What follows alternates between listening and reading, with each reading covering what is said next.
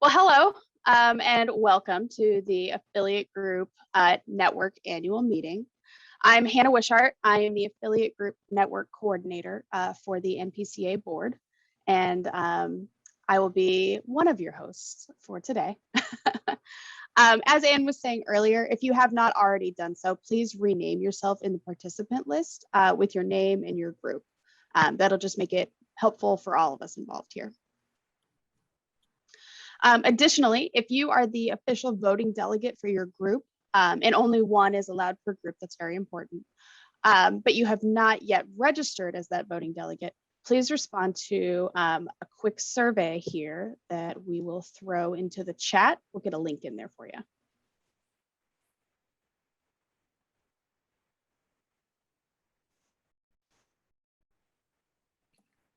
Let's see. Thank you, Anne.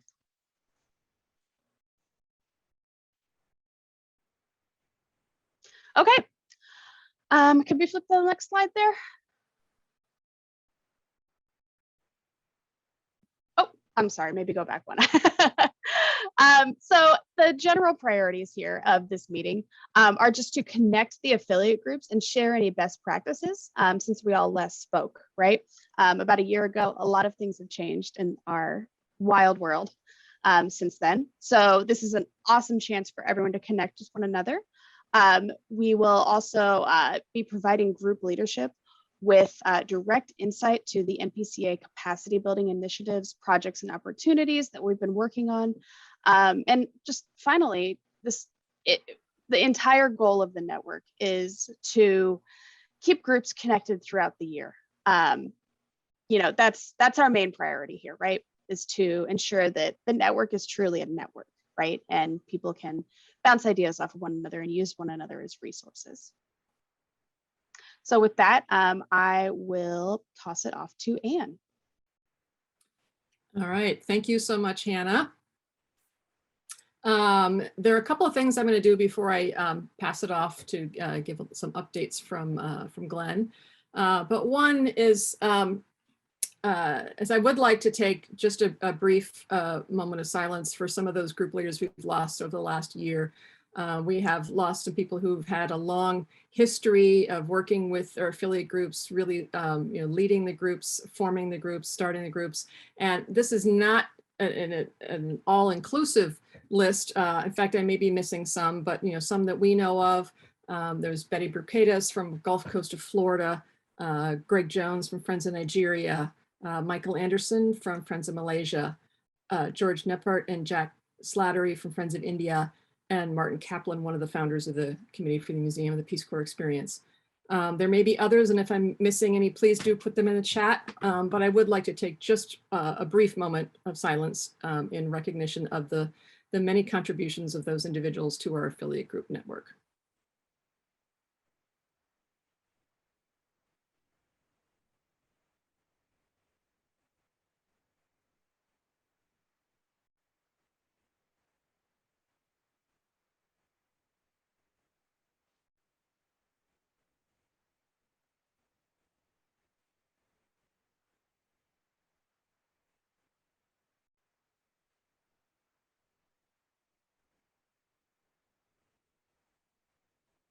Thank you. Now I'd also like to recognize we have two new affiliate groups that have joined us since last year. I know one of them is here on this call. Actually, I need to check and see if they've logged in yet. The other one, I'm not sure yet, but we have two new affiliate groups to recognize today. One is the Friends of Moldova, and the second one is the Global Allies Program, Partners Ending Poverty with Results. So welcome to our new groups. And I hope you get a chance to talk with them in some of our breakouts later and learn how you could connect with them and work with them going forward. So I'm going to leave it at that. I will be, later on when we start to have our votes, I need to make sure I know who's eligible to vote for the different groups. So if you haven't done that yet, please do fill out that form so I can get to declare the eligible voter list. I'm not sure if I'll see it in the chat, but I will try to look through the chat, but otherwise make sure you fill out that form, the link that I sent earlier. And I'm going to turn it over now to Glenn, who will give us, he and some other staff will give us some updates for the affiliate groups. Over to you, Glenn. Thank you very much, Anne, and good morning, everyone. I think it's morning for almost everyone. Welcome to the Affiliate Group Network annual membership meeting, and it's really my pleasure to be here again with you. This is, for us, one of the most important, if not the most important, gathering of affiliate group leaders in our annual cycle of events that we have. So really great to see so many familiar names and faces out there. So many of you who I've gotten to know through your work in the affiliate group, and I am just so grateful for such good friends and supporters of NPCA and the way that you really do lead the grassroots activities of our community. So thank you all for your leadership. Thank you for your friendship. Thank you for all you do for the Peace Corps community. I know it's hard sometimes to find leaders for groups or keep groups going, and really it's just to be commended that you are part of the leadership of your affiliate group of National Peace Corps Association. And I'd just like to make a special note too. I know that as Anne mentioned, several of these group leaders or former group leaders that have passed on in recent days or weeks. Really, this is, I think, for Anne, something very difficult, because Anne has been with us, as you know, for 25 years, almost to the day, I would say. And we owe her a tremendous amount of gratitude and appreciation for the great work that she's done in supporting the groups and helping strengthen groups and work with group leaders. And I'm just very grateful for the fabulous leadership that she has provided there on groups in particular, but across the board at NPCA. And I recognize that as we look at the list of individuals there who are passing on and moving on, I should say, those are friends for Anne for 25 years, and people that she's bonded with and built strong relationships with, and that have really, helped NPCA be able to do our work with groups. And so my heart is going out to the families and friends, of course, of all of these friends here that we list that we've lost, but also just Anne, and especially because I know that so many of those people are really good friends to her. So thank you, Anne, again. And I do want to celebrate and recognize your 25 years here. Everybody give her a high five, if you will, for all that she does for the Peace Corps community. And we'll be setting aside some time in the near future to celebrate Anne's 25 years with NPCA as well. So she knows that, I think, and deserves it as well. So a little bit, though, just kind of about our program. I'd like to just cover real quick, some of the work that NPCA is doing. As you probably know, our strategic practice areas are defined by 3 different pillars. Helping Peace Corps be its best is the first one, and that's really one that we've been working hard on recently. Helping our community to be thriving and vibrant, both at an individual level as well as an affiliate group level, and that's something that we'll cover and share a little bit with you about. And then finally, really helping to amplify the global social impact of our community around the world. So I want to touch on kind of those 3 areas and the work that we're doing in the quick moment that I have here with you. But most than anything, just to recognize that none of this is possible without the affiliate groups and the work that you do at the grassroots level. All of the things that we do, and whenever I say we are doing this or that, it is really in reference to the work that you are doing under the umbrella of the National Peace Corps Association and in support of the National Peace Corps Association strategy. So all of that, the achievements and the accomplishments and the plans and strategies and goals and ambitions that we have are really part of what the community has identified as the priorities, and which we are implementing as a facilitator of the tremendous force for good that our community is. So I'm grateful for just such strong groups out there and great leadership as well. So going into our first pillar a little bit on helping Peace Corps be its best, what I would say is, we've had an interesting year since we last met. Of course, an interesting last couple of years and the last few years, given the context of Peace Corps and of course the evacuation last year of all the volunteers from the field. This has been really a difficult time, I think, in many ways for the Peace Corps, an uncertain time, but it's also been a time of opportunity for us to really take a step back and look at the Peace Corps itself and listen to our community and to the evacuated volunteers in particular, and understand that the Peace Corps must reemerge as a better organization after it resets and retools and reprograms itself for the future. And this is a changed world that we live in, as we've been saying, and the Peace Corps will need to be different as well. There are many issues that it needs to address.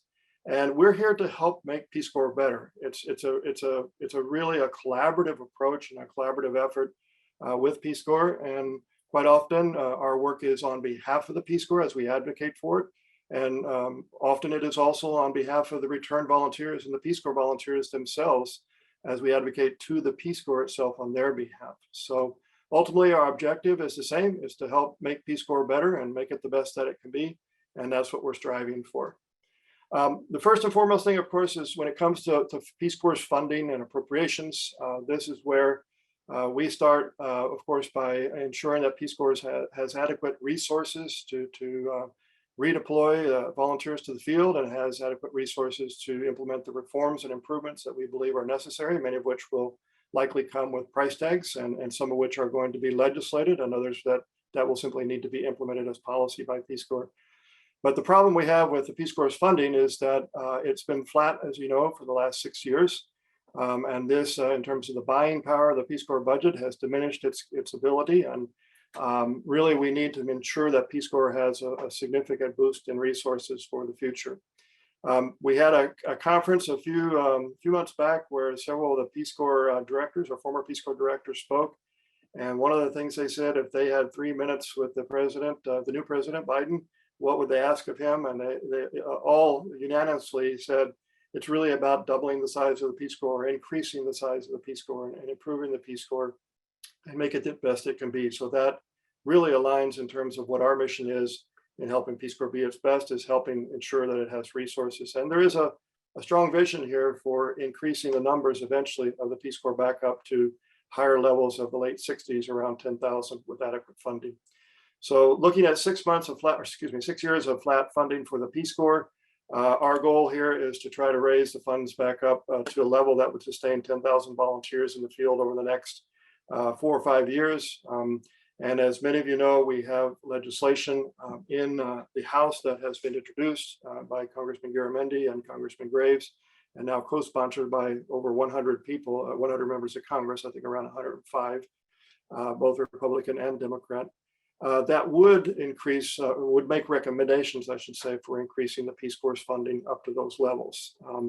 It also includes a variety of provisions that we believe are important for reforms in the Peace Corps, as well as improvements that the Peace Corps needs to implement. And as we said, many of those come with price tags. So the increased funding is necessary to help cover them. And when it comes to getting funding approved, the first thing, of course, that happens is there's a budget submitted by the president, and the president recommends a budget or presents a budget to Congress in terms of what his priorities are or her priorities are for the administration.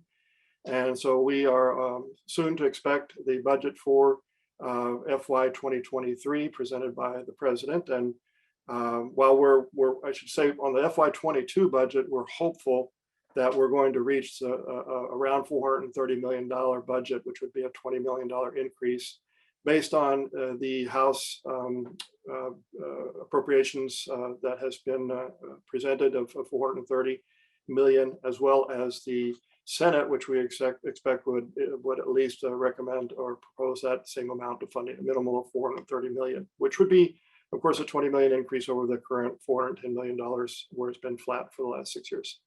So as we start thinking about FY 2023, which we already are, this is where we turn to you, the affiliate groups, and one of the most important roles that you have during the year is to help the administration understand the importance of the Peace Corps and asking the administration to support a robust budget for the Peace Corps, and in this case, an increase in the funding for the Peace Corps. So what I'm going to do is turn this over here to Jonathan Pearson, and he's going to explain a little bit about how we start doing that by advocating to the office of the president at the White House. So Jonathan, if you will, share a little bit with us about what's coming up here on the letter to the POTUS.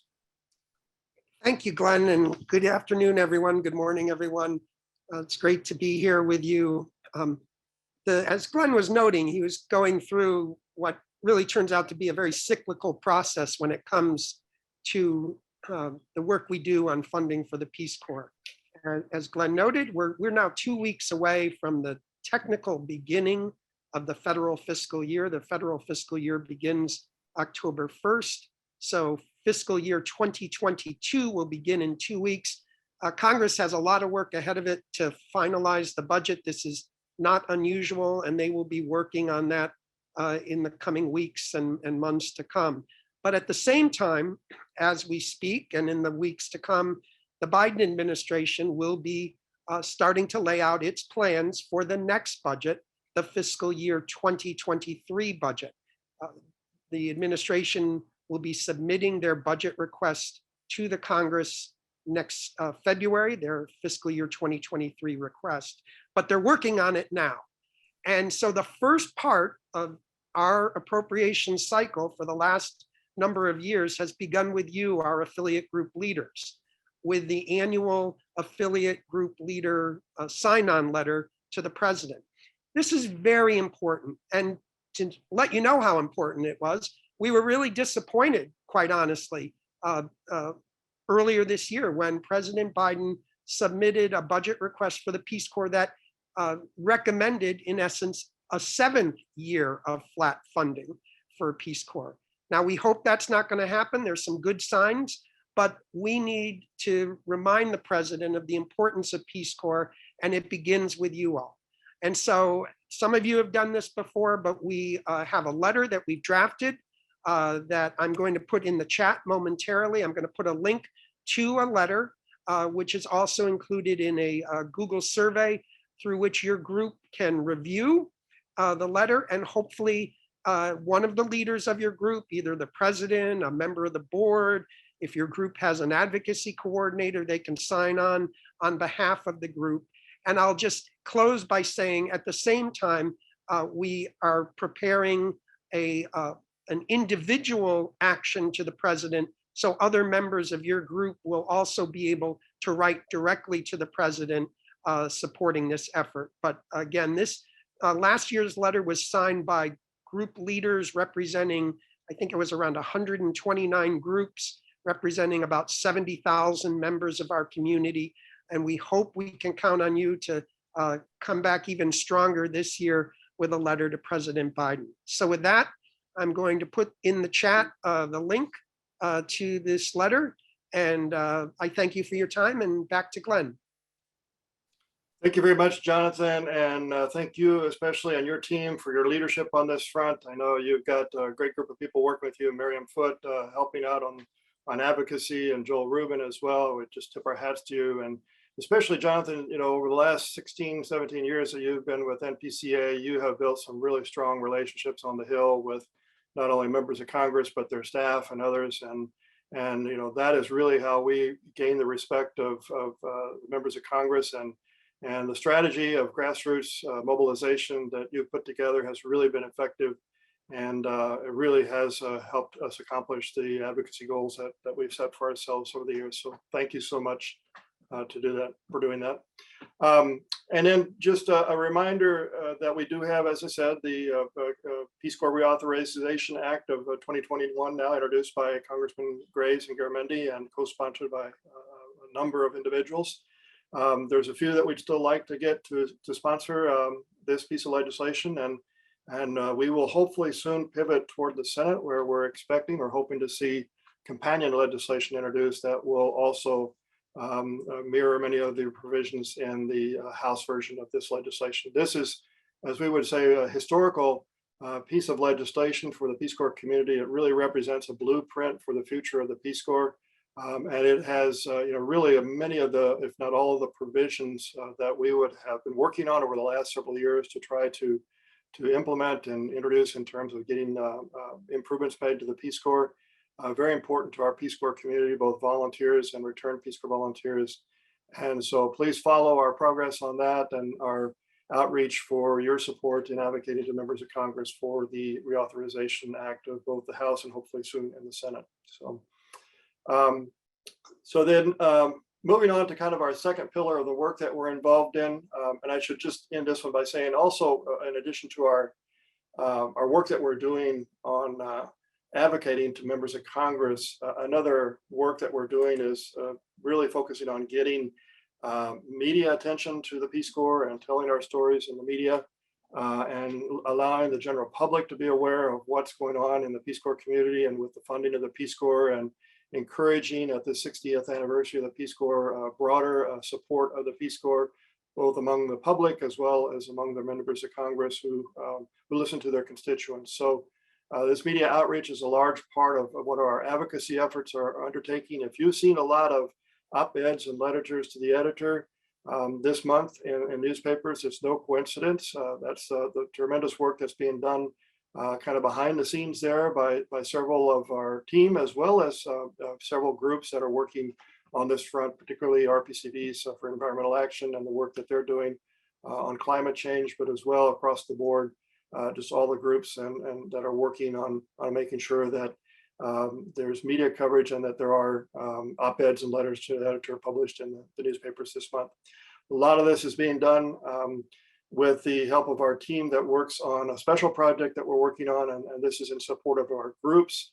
Of course, in our second pillar, that's where we focus on the work of our group efforts and strengthening our groups. So ultimately, we feel that if the affiliate groups are thriving at the grassroots level, the goals that we have at the higher level are going to be accomplished. And so really helping facilitate and empower and enable the work that you do is important. More recently, as you probably know, of the 185 or so groups that we have seen the emergence of several groups that are championing particular causes. They're fighting for issues that are really important to our community and near and dear to our heart. These may have to do with the situation of Afghanistan and resettlement of Afghan refugees. It may have to do with work at the border with refugees crossing the border at the southern border of the US. It may have to do with climate change, racial justice, a variety of different issues that are important to our community. But the rising up of these groups that are leading these issues has been so important in our community, and to show the leadership that you've had. We're very grateful for that. And a large part of that has been inclusive of the op-eds and letters to the editor that you have been getting out into the media on these issues. I want to recognize that we have a special program that supports in particular the work that is being done on the front related to climate change. This is working through our affiliate group of Return Peace Corps Volunteers for Environmental Action. And our team members that have been working on that have been really striving to develop a model that can be replicated here with other groups and on other issues related to the ones that we care about. So I want to pass it over here to my colleague, Ari Richard, who's really stepped up to provide just some outstanding leadership on this front. She has been involved in this project since the beginning and has essentially assumed leadership of the activity and the work that we're doing here. So Ari, if you will tell us a little bit about what you've been accomplishing there and your vision for the future, please. Absolutely. Thank you so much, Glenn. And thank you everybody for being here on a Saturday. We really appreciate it. I want to go ahead and apologize. I will be off camera while I present. I'm going to turn my camera back on afterwards. I'm having some connectivity issues, so I want this to run as smoothly as possible for you. So hi, everybody. I see some familiar faces, but I'll go ahead and introduce myself. I'm Ari Richard, the Community Engagement Coordinator at NPCA. I've been here nearly 2 years, not quite.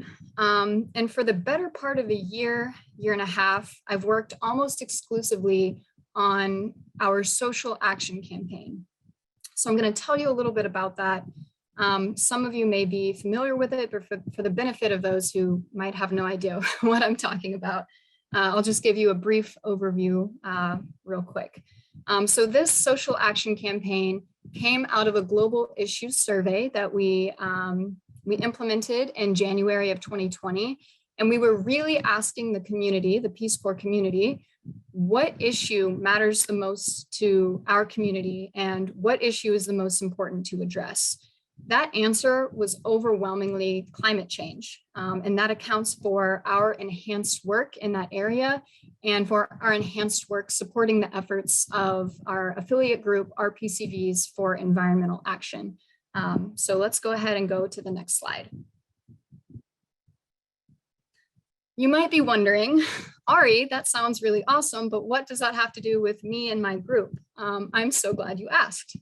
So our purpose here at NPCA is to empower the great work that you all are doing, whether that's climate change, whether that's refugee and immigrant related issues.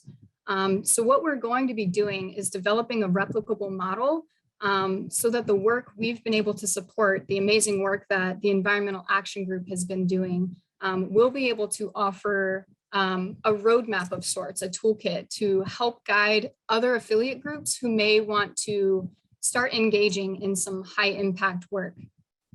So go ahead and hit next slide for me. So we're going to start off with some big ideas that we've gleaned from the process of this project. I didn't want to spend a whole lot of time focusing on project stats during this particular presentation. I really want to keep this focused on what you all can do and how this relates to you. But I'm going to be dropping my email into the chat box at the end of this presentation. So if you have more detailed questions about this project that you'd like to ask, please get in contact with me. I'm happy to have a meeting with you, communicate via email, what have you. So let's go ahead and get started. Next slide, please. So the first big idea that I've really taken from this project is knowing your why. So what this means is before you start thinking about what activities you might want to implement, before you start thinking about how you might go about achieving your goals and what that might look like for your group, really identify why your group exists. Why do you want to be involved with this community? Why is it important to you?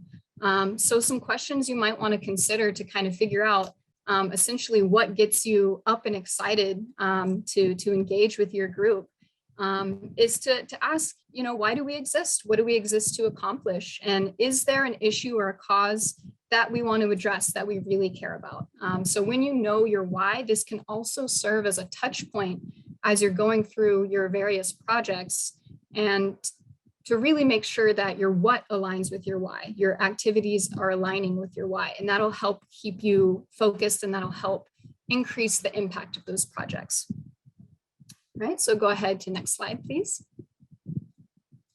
The second big idea that we've really become aware of is leading with your grassroots. So this is all of you, the passion, the engagement, the implementation of your activities really comes from you. NPCA is here to support and to connect you to resources, but this really works better if it moves from the bottom up organically rather than us saying, here's what you need to focus on. So some questions that might help you address this big idea would be, what does your community value? You know, not necessarily what does NPCA value, but what do the members of your community value, and what do you see as important to address? The results from this particular global issue survey ranked climate change as a really important topic, but your group's topic might be something different or something tangentially related, and we want to support your work in those areas as well. So go ahead and hit next slide for me, please. The third big idea that's really come out of this project is building from the inside out. What you really want to do is have a strong foundation of support within your group. Who are your spark plugs? Who are the people who can really devote time and energy to building a strong base for your group? It can be really tempting to fall into the trap of there's so much we can do, there's so many things we can be a part of. There's a lot of activities that we'd love to implement. But when you kind of try doing a lot at once or try going from the outside in, it can be hard to maintain. So really focus on, you know, what are your mission and goals? Do you have a strategic plan in place to accomplish your mission and goals? And then as you build that internal foundation, you can start to build out.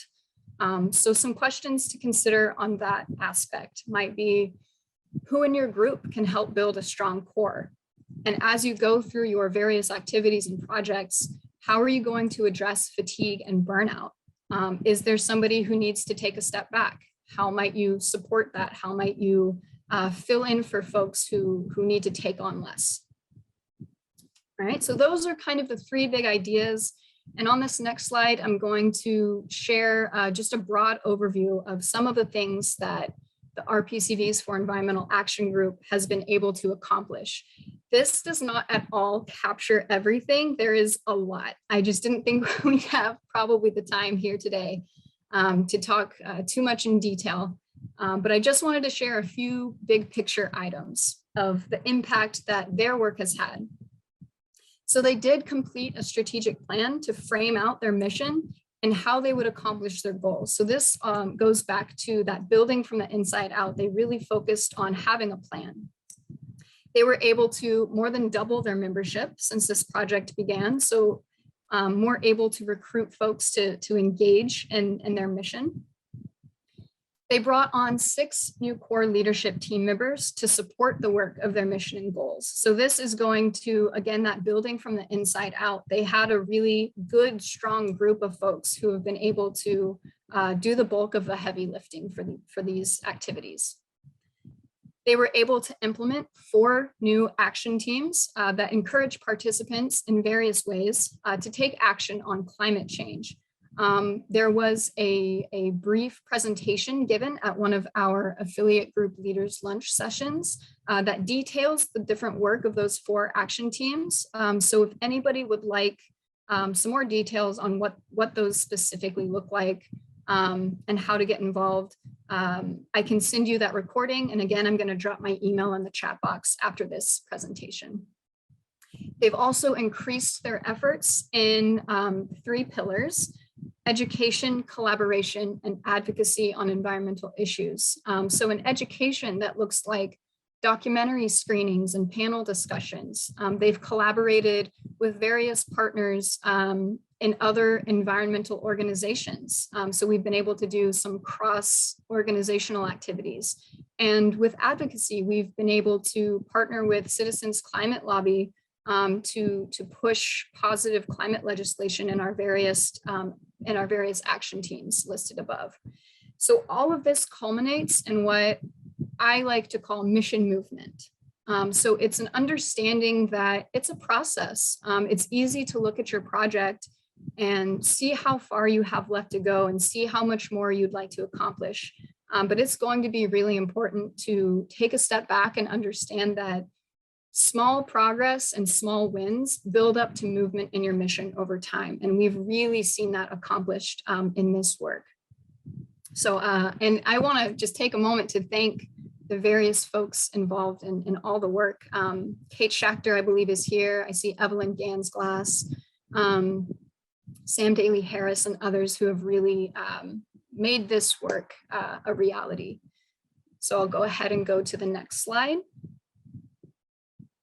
So to end this brief presentation, I just wanted to leave a few discussion questions with you all to consider in your breakout rooms.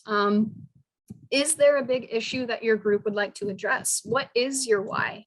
What strategies might you implement to go about accomplishing or addressing that issue?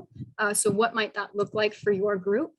And what are your strengths? What are you good at? And what might you need support from NPCA? And then again, how might you engage your affiliate group members? So these are just some questions that you can be thinking about. And again, I know I didn't provide a ton of detail with the specifics of this project. So again, please reach out to me if you'd like a little bit more detail. But that is my presentation for today. And yeah, just wanted to thank everybody involved in that project. It's been a labor of love. So I'll kick it back to our MC. I think that's back to me. Thank you very much, Ari, and really just kudos to you for your leadership on this front. And as Ari wrapped it up there, really what's most important is we want to hear from you. Where we go from here, what are the issues, and how can we help advance the goals and ambitions that you as affiliate groups have. We are all here to serve you, and that is why we exist as an organization, and the NPCA staff here really do respond back to what our community drives us to do. So please share your thoughts and ideas and proposals, concepts there with Ari, and feel free to reach out to her. I know that she's more than happy to hear from you on your thoughts as well. Just to quickly wrap up here, and of course, this project that we've been working on there with Ari's leadership, it transcends several different areas of our work, from advocacy to media outreach to building the capacity of affiliate groups, and then even in many ways into community service. So it's really one that has multiple facets and different ways that we can accomplish it. So Ari is at the middle. She's at the middle, at the center of a lot of our activities, from advocacy to affiliate group outreach to community service. So thank you, Ari, for your leadership there. There's another area, a couple of areas too, that we're working in support of our community.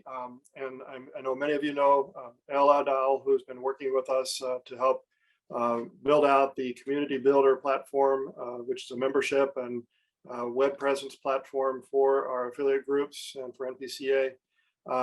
Hats off to Ella for just the great work. I think I last heard that we have around 70 affiliate groups that are now using that platform, and more are always requesting it. So again, if you're not familiar with what we call the Silk Start as the software, that is a software for membership development, please be sure to see Ella.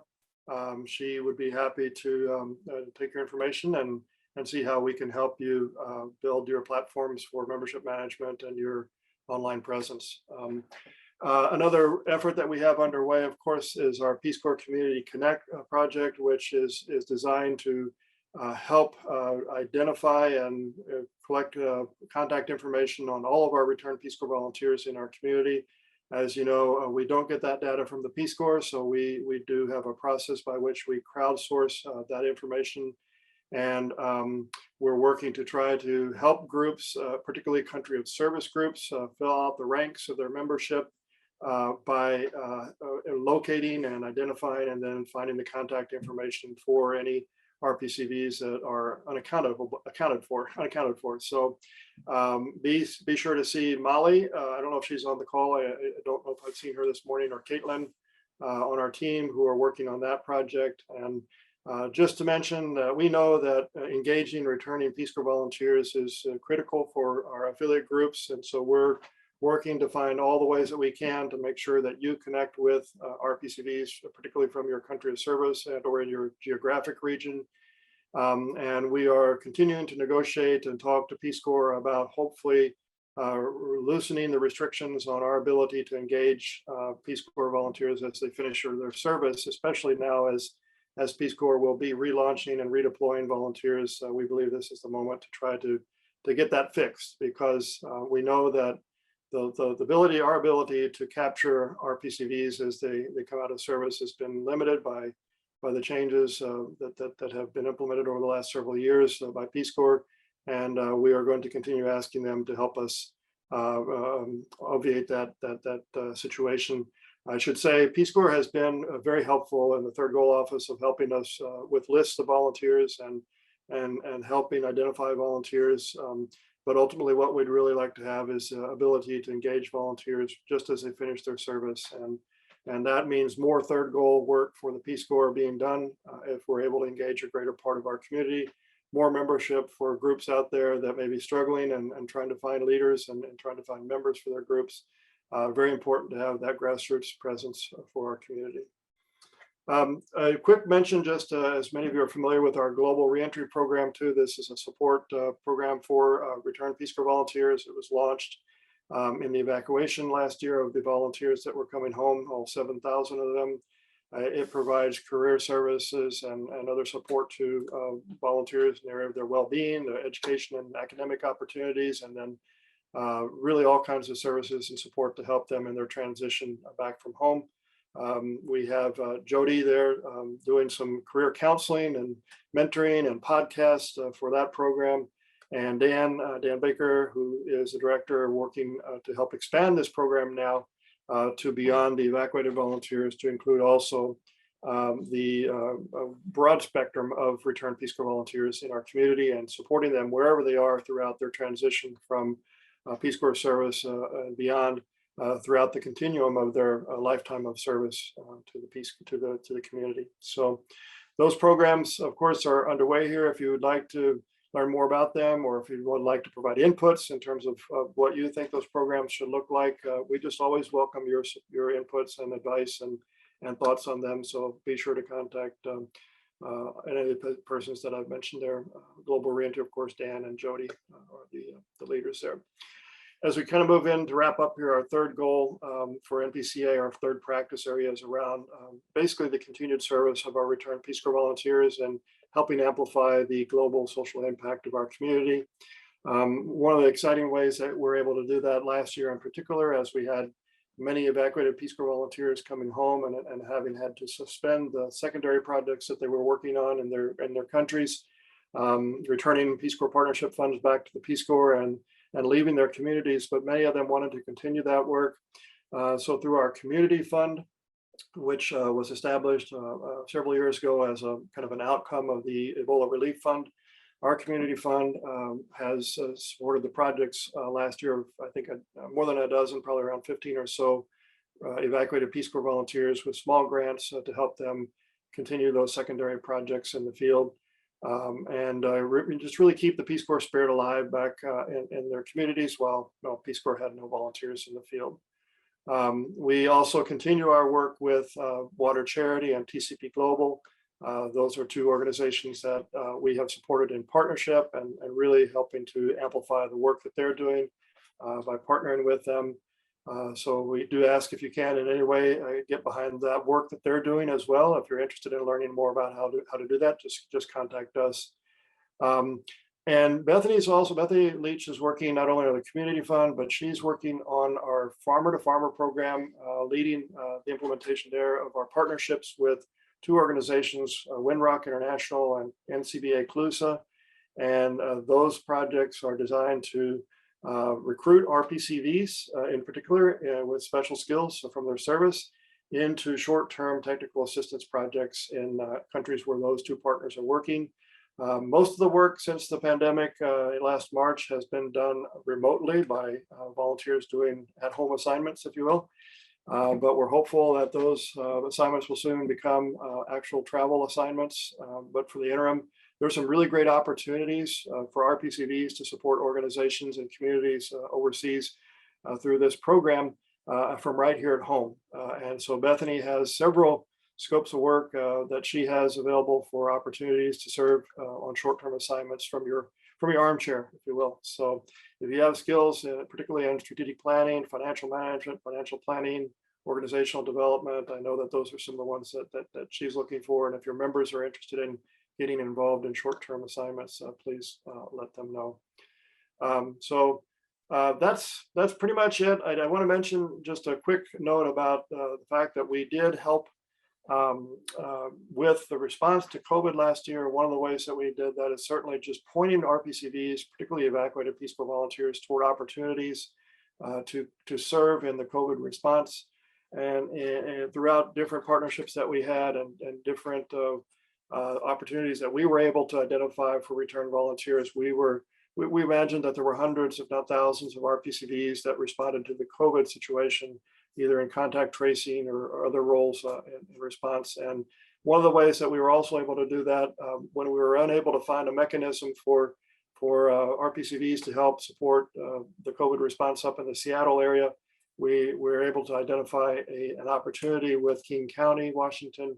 And we actually directly hired the individuals to work and then embedded them with King County's COVID response teams. So we have a group of folks working up there in King County now on COVID response and on contact tracing was the first part of it, and now more kind of on call center support. But a great way for our community to be involved in supporting supporting COVID relief. Finally, just want to mention Worldview magazine. Just you might have had just the most recent issue coming in your mailbox today or last week. Digitally, it's out as well already. This is just a fabulous resource for our community, and we encourage your inputs and your contributions to Worldview magazine. It is by and for the Peace Corps community, and we just welcome your contributions to help make it the great magazine that it is and the great resource that it is for our community. Finally, as I wrap up here, I just want to mention that we have some big projects that are on the horizon. One of them is Peace Corps Place, which is here in Washington, D.C. Due to some of the COVID challenges that we've had. We've not been able to open Peace Corps Place yet, and we've not really had any in-person gatherings as well, just for your awareness. That's why all of this that we're doing right now is remote. But as soon as we can get Peace Corps Place open, and as soon as the conditions allow, we're hoping to have a grand opening, at least if we can, by maybe March of next year, around Peace Corps Week, depending on, of course, how COVID situation turns out for all of us. And there's other projects like the Museum of the Peace Corps Experience that are being championed by our community, and we're making progress on that. We're still working on getting a Towering Task, the Peace Corps documentary, out to PBS, and we're very close to making that happen. And we're getting closer as well to the final preparations for building a Peace Corps commemorative here in Washington, D.C., if you will, a monument to peace amongst many monuments to wars, and looking forward to having the Peace Corps commemorative come to fruition. So thank you very much for your time today. Thank you for being with us, and thanks to my colleagues who contributed today. And really, we are here to serve you in any way that we can. You are the reason we are here, and so let us know how we can help support you as the national network of affiliate groups for National Peace Corps Association. Thank you so much.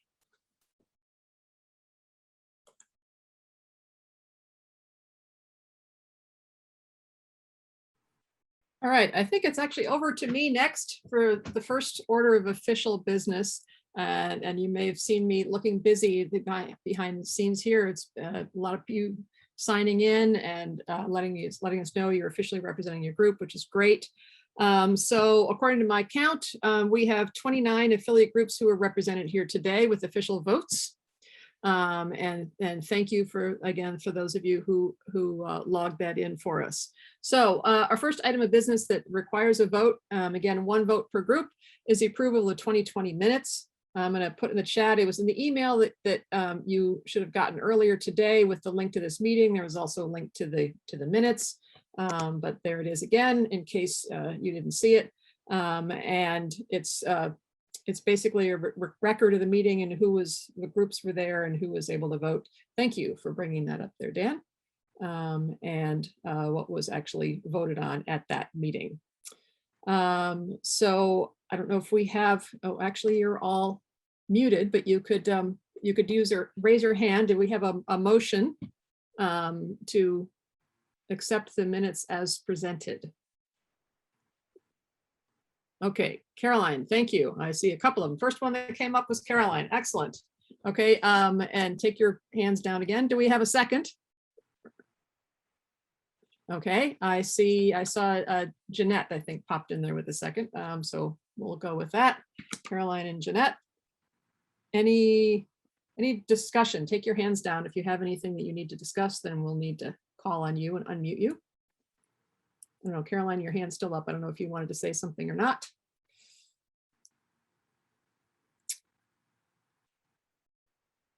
Let's see. Yep, okay. All right, so then I'm going to put a link in the chat, and that will allow you, to those of you who can, to go ahead and vote. And I did get your last minute vote, or I saw a last minute addition there. So we actually have 30 groups represented. Let me see if there's any others.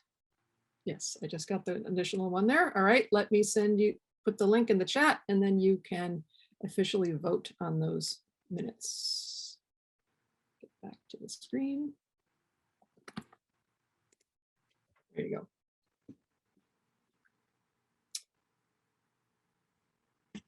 All right, so while people are voting, we can go on. I think we can continue with the agenda, and I will pass it back. Hannah, do you want to run these next ones? Back to you. Thanks, Anne. So get excited. This is the fun part. We get to hear about some of the great work that our groups have been doing throughout the year, and throughout the recent past, let's say. We're going to be working through some presentations that nominees for the Laura Miller Ruby Award are going to be giving.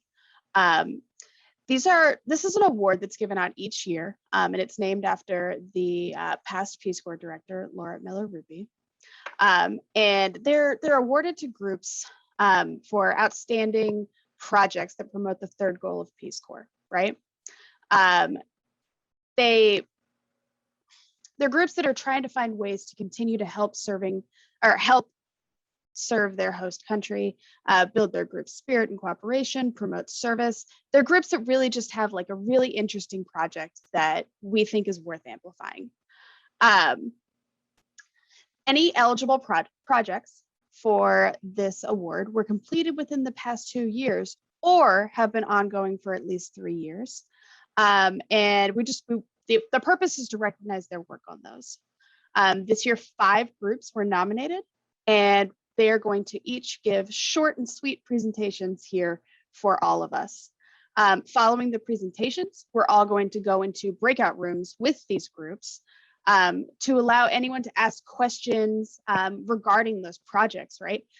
What were the best practices you learned? How can we possibly replicate a project like this? What led you to that idea? Questions about the process and kind of how they got there. And what made it so successful is kind of going to be the focus of each of the breakouts. Let's see. Yeah, so there's going to be a representative from each group within those breakouts to kind of keep that conversation going and to answer any questions. Then when we come back together, there will be a chance for everyone to vote, right? Each group will have 1 vote, and we hope that you all can, if there's more than 1 representative from a group here, you all can kind of come together on a consensus about your pick there. The votes for this must be placed before the end of the meeting, and the winner or winners will be announced at Peace Corps Connect, which is next Thursday. If that is not on your calendar, by the way, please make it so. We will throw a link in to the registration page shortly, a little bit later. And with that, let's go ahead and throw it into the first presentation, which is from the Ethiopia and Eritrea RPCVs.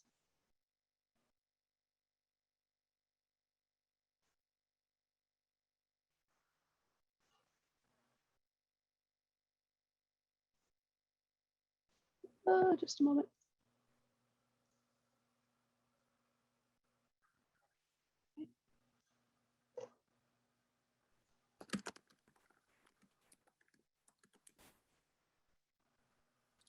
Okay. I see you, Leo. Okay. Can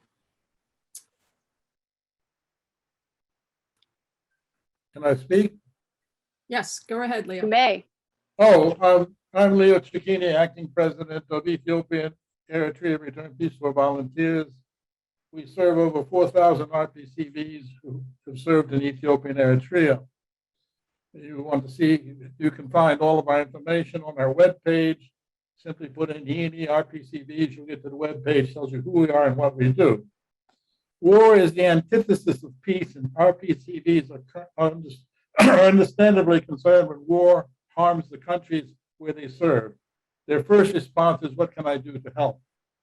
E&E RPCVs responded to this concern and desire to help with its peace initiative to end the war between Ethiopia and Eritrea in 1998-2000. We have now responded to the current war in the Tigray region of Ethiopia, which many will have seen in the newspapers and read about or heard about, with our Tigray Relief Fund, which our treasurer and head of the fund, Randy Marcus, will now present. Can you move it to Mark? Randy has a PowerPoint presentation.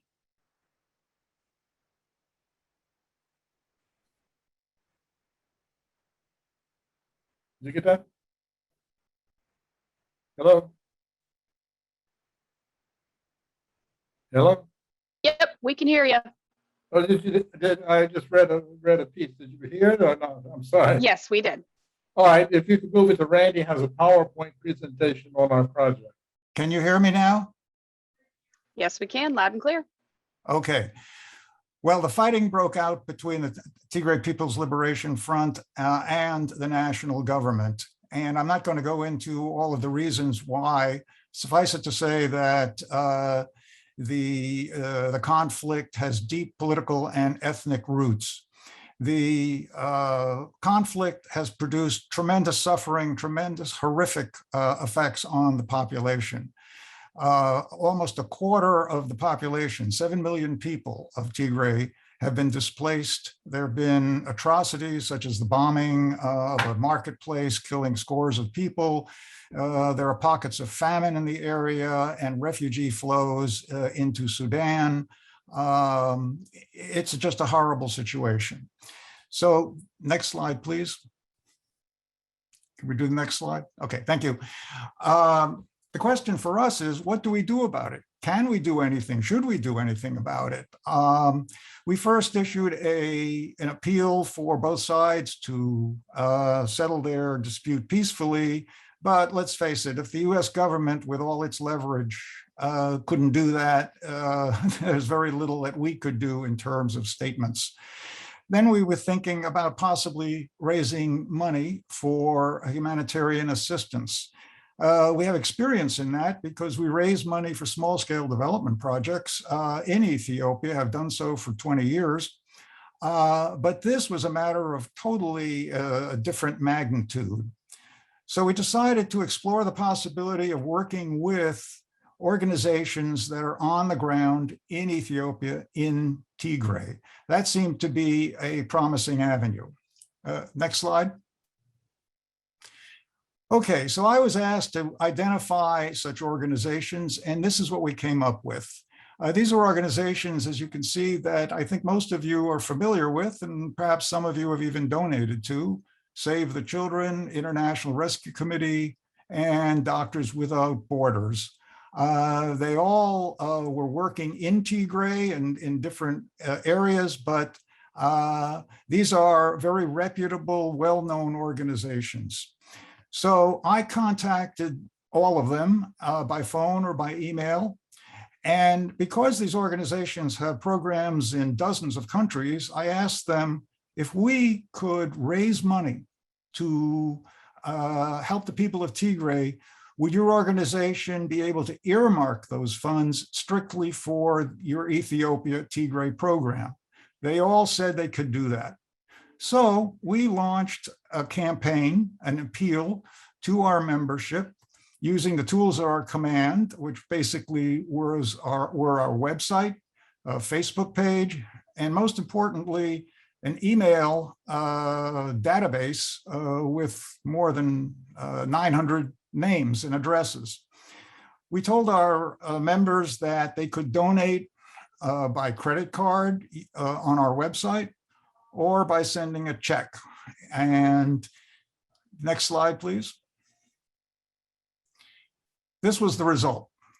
I mean, we were just flabbergasted. The first weekend, the first 2 days after we had launched our appeal, we collected over $8,000. I mean, it was unbelievable. And as you can see now, the total has reached almost $23,000. The idea was, of course, to split the money 3 ways equally among the 3 organizations. And we did that in our first appeal. Unfortunately, in June, Doctors Without Borders was suspended by the Ethiopian government and could no longer work in Ethiopia. If and when, hopefully, they can go back, we then can resume supporting them. We made a second appeal in August and more money came in. And you can see how much we've donated to each organization for a total of $19,500. Next slide.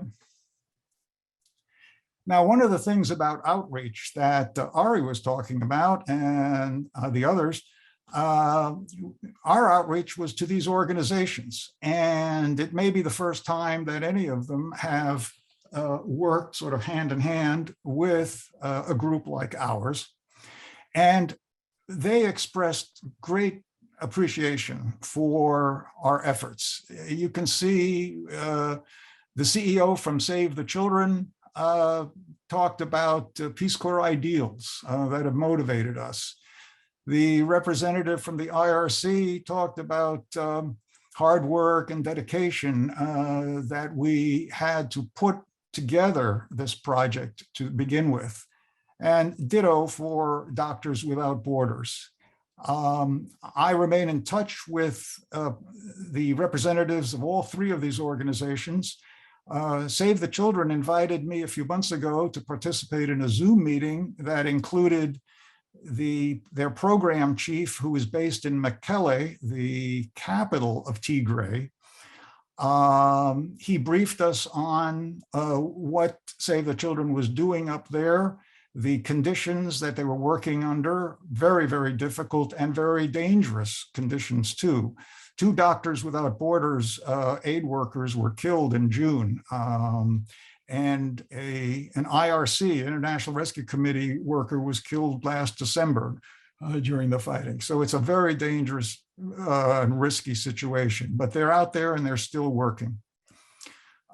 Next slide, please.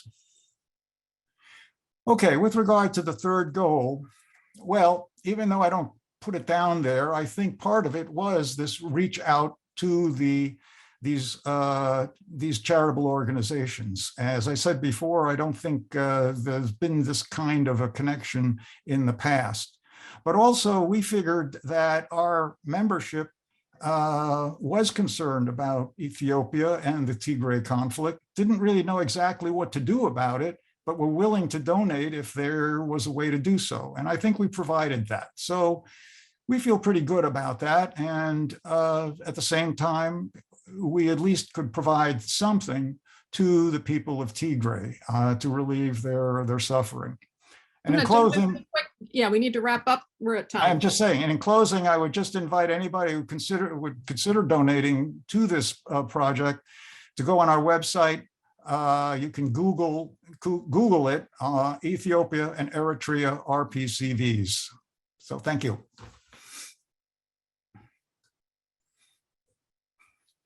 So if there are any questions, I don't know how we're going to do this, but if there are any questions, I'd be happy to answer them.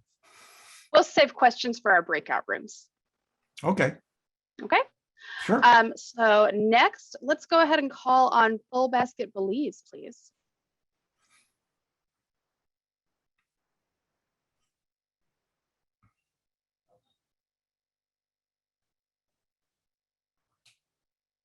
Okay, Joe, you should be able to unmute and make your presentation.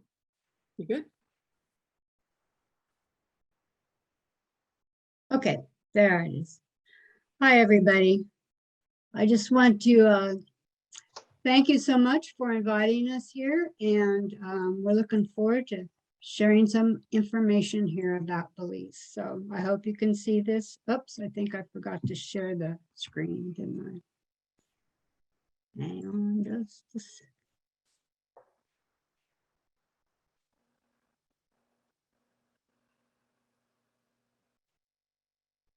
Okay.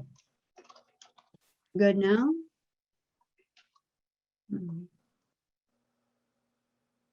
Can you see that at all? Yes, we can. Yes, excellent. Okay, so let me tell you a little bit about Belize. It's truly an amazing country. It's a popular tourist destination these days, so you may know something about it already. Belize is located on the beautiful Caribbean Sea.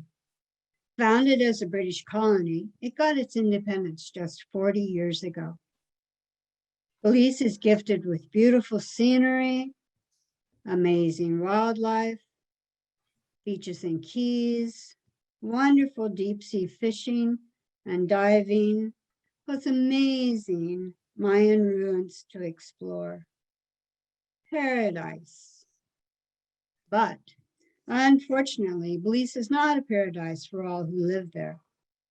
There's widespread poverty, a lack of decent, high-paying jobs. Many people are subsistence farmers or fishermen who live hand to mouth, have large families to support, and make little cash.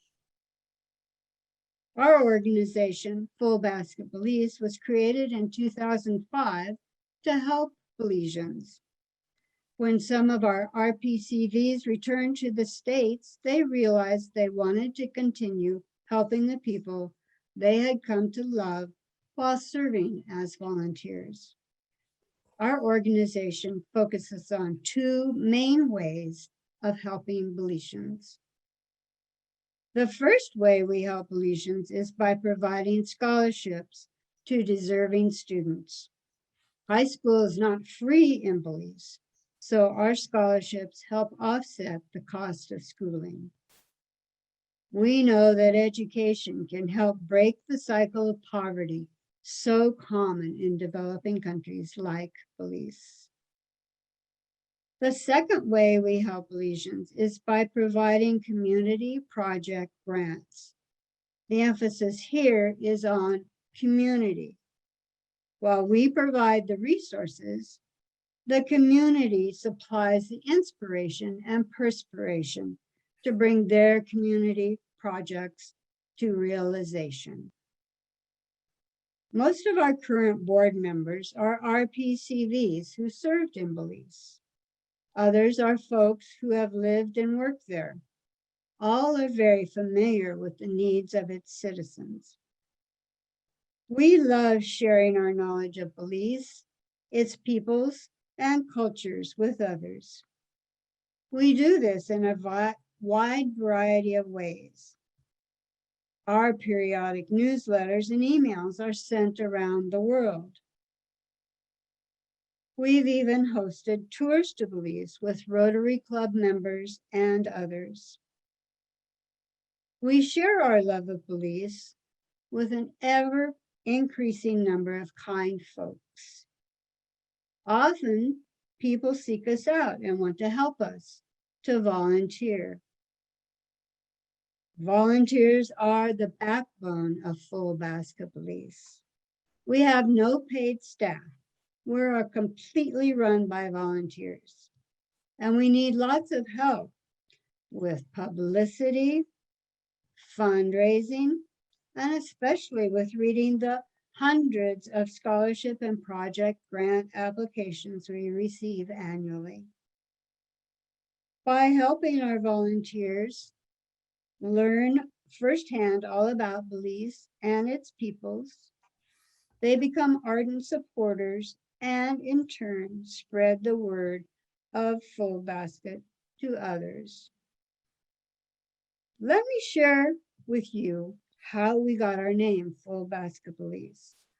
It comes from the Belizean Creole proverb, one okra, full basket, which roughly translates to step by step, if we all work together, we will reach our goal.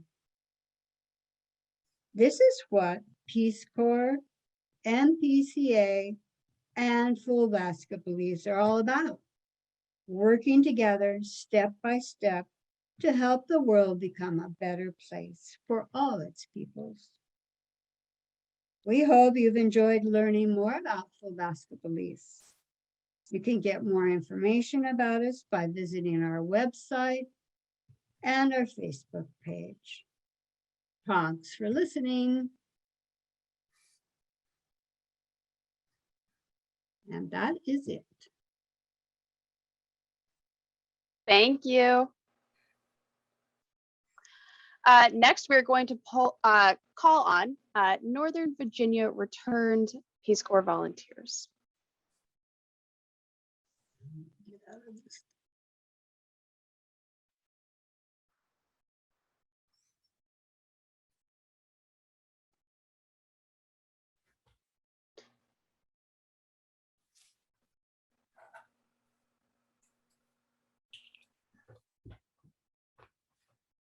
Mary Jo and Jean, you should be able to go. You should be able to unmute yourself. Unmute. Okay, I could unmute. Thank you. Thank you. I thought Mary Jo had the access, but I'm the presenting. So thank you very much. All right, let me, you can see the screen. Let me go into, all right. Well, thank you all very much. I'm Jean Winnemute, the acting president of Nova RPCVs. And I'm going to speak a little bit fast, try to keep within the 5 minutes. So our topic is about our anti-racism program. So Nova RPCVs began in 2012 in Northern Virginia area. And normally our activities are quarterly potlucks. We do the Reston Multicultural Festival, the map there. We do trail cleanup, and we also support the Lutheran Social Services Refugee Program, along with other items. Well, with COVID-19 hitting us, we all had to step back. But not only that, we the issues with the murder of George Floyd, the murder of many Black innocent people, and then the realization that Blacks, Indigenous, and people of color, BIPOCs, were suffering and getting hit worse with the pandemic than most white people, really hit us hard. So Mary Jo Schmecker and myself, Jean Winnemute, had done some work in the past, or in other groups, I should say, looking at racism in the US and looking at racial inequity. So we approached our Nova RPCV board to see if we could do an anti-racism program within our members. And it was really to work towards combating racial inequity and build an inclusive, diverse, and equitable society. So we had the great fortune that Mary Jo and Sue Rees-Lamb were colleagues, and Sue is a leader in experiential learning models. So that's experience-based. So she allowed us to use her series of anti-racism dialogue sessions that she'd already put together for other entities as a pilot program with us. So we limited the participants to 20 participants. We did it through Zoom sessions, January through March 2021, which included also breakout groups. And all the participants, we met with them beforehand, and they committed to doing the homework of the reading materials, watching videos, and the worksheets to come prepared and to attend all 7 sessions. So I don't have time to go into the course topics, but we looked at, focused on individual and interpersonal levels of racism. Microaggressions was a big, opened up our minds quite a bit to how we do commit those. And when we got to institutional and structural racism topics for the last couple of sessions, we asked the participants to do the research and to do final reports on self-selected topics that dealt with institutional and structural racism. And you can see the list there, very diverse and great topics. And then we asked everyone to do a commitment to a personal anti-racist plan, which included volunteering. There wasn't much funding needed for this, as Sue provided her intellectual property training materials as a pilot program, and she consulted with myself and Mary Jo. We did ask participants to make a donation to an organization that advocates for social justice. And then we offered an honorarium to Sue, Mary Jo and I did, to help fund some of her time. So this is the most important slide here. What is the third goal connection? And we've all heard what the third goal is, we know it. But the question that we were asking was, do we really understand how diverse our American society is? Do we live in an inclusive, diverse, and equitable society? You know, I really don't think so here in the US. And we all had to learn about colorblind statements that we've made. Like I can say, I was in the Peace Corps, I'm not a racist. I love people from Latin America and Africa and everywhere. Well, that's not the same as living here in the US and understanding our multiple cultures here. Another one, I said, well, I moved to this middle-class white neighborhood because of the quality of the schools. Well, that's actually a colorblind statement that's saying, well, I want to live around people that look like me. So if you equate, there's the levels of becoming an anti-racist, which Ibram Kendi is a great author that wrote this book, with the levels of becoming a Peace Corps volunteer, they're very similar. you first go into your site, you have fear, you want to be around people that kind of look like you want to be comfortable. And then you decide to go into learning and you're curious and you want to be, understand the culture you're in, be vulnerable about your own biases and your knowledge gaps. And then growth is when you say, wow, in my community, I want to yield positions of power to those that are marginalized. I want to promote issues in my community and let the people take the lead. And that's a similar thing about being an anti-racist. And then the activism is actually doing something about it. And similar for the community guidelines. For our anti-racist activities, we put this together so people felt comfortable sharing. And when you lean into discomfort, learn to listen to understand and learn. These are similar things that I think we had to do as Peace Corps volunteers, have fun and laugh whenever possible. Well, I think my time is about running out. So I want to say that our results were, we got positive evaluations, everybody finished. And that we proposed to sue to create a replicable anti-racism program that could be tailored for RPCV affiliate groups. She said she'll do a training manual and she'll do consultation support. But since she's a professional, there is a cost to this. So we're soliciting funds from the NPCA small community grants. So thank you very much for listening. And we hope that we can move forward with this program for more RPCV affiliate groups. So thank you very much. Thank you, Jean. That was fantastic. Appreciate your time. Next, we're going to call on the Peace Corps Community for Refugees.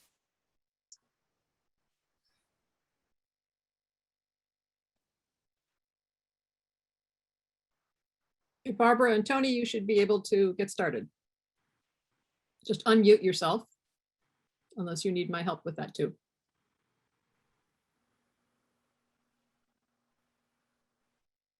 Am I muted? Not anymore. You're good. Oh, now you're muted.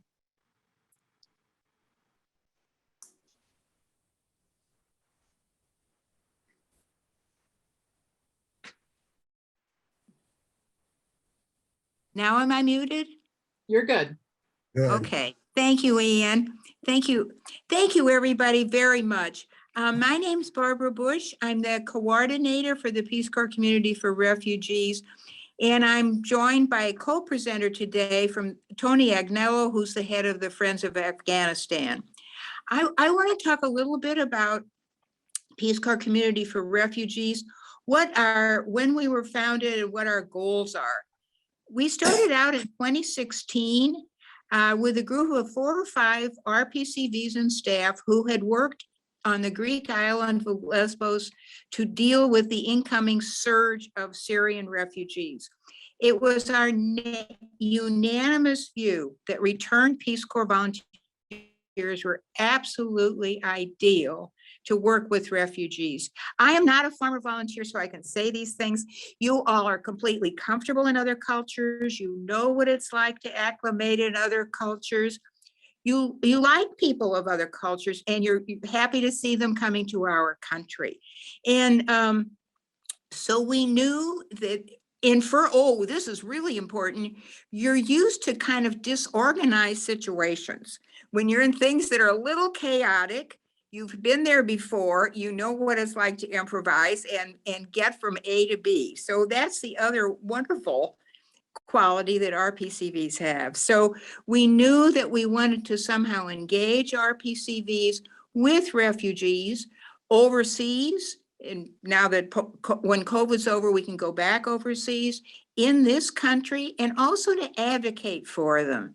And so we went naturally enough to the National Peace Corps Association, and it's because of the NPCA that we're here. We were welcomed with open arms by Glenn and Ann and a whole group of people at a Shriver Circle meeting, and we got started. And we are so grateful then, and we are now. And we've gotten now up to about 900 members to our organization. And as I say, we have 3 goals to help refugees overseas, to help resettle refugees here and to advocate for them. We are so happy to be at this meeting. We always make it a big point, if we can, at Peace Corps Connect to come to this meeting, because local affiliate groups are the absolute key. You're our supply of the RPCVs who can be put to work taking care of these goals. And we would be nowhere without you. And so we thank you very much. We thank you for the opportunity to work here.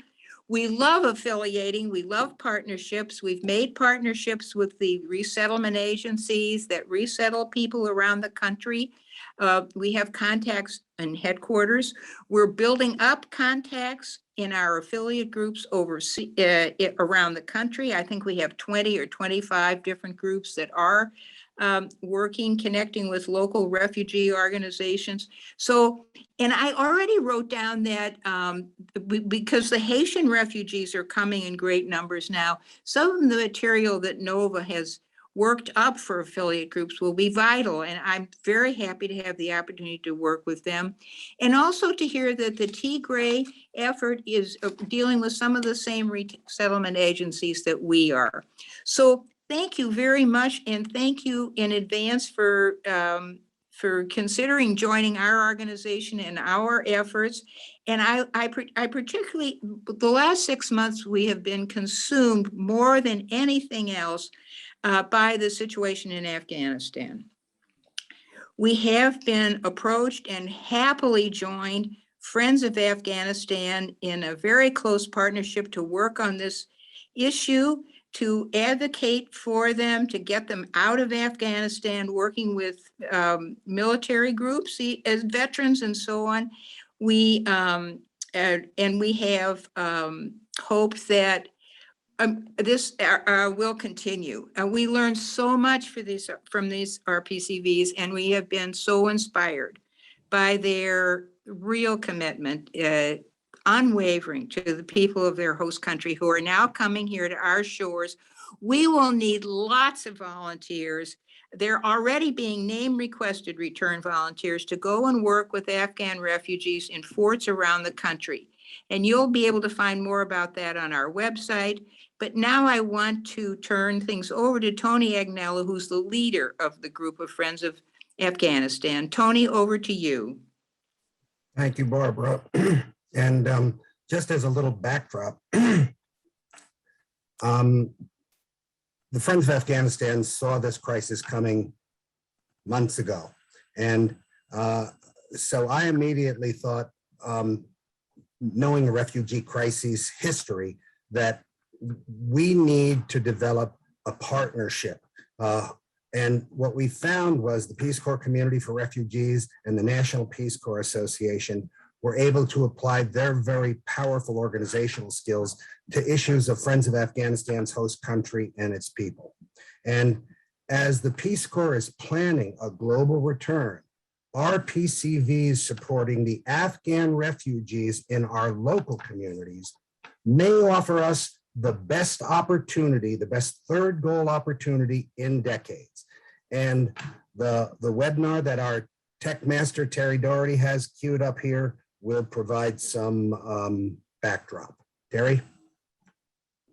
I can tell you from my point of view, one of the most important things that we've done is create a partnership with the Peace Corps Community for Refugees. All right, now I am again featuring my own limitations and attempting to, I've done it, featured the decades of Afghan activism that our organization has put forth since we returned in 1979 as the last Peace Corps group left Afghanistan. Friends of Afghanistan has been involved in school construction projects, and we've focused on making a difference. We have a project we call the Starfish Initiatives. We've sent tons of school supplies to, this is SOLA, the School of Leadership in Kabul, and to a number of rural districts.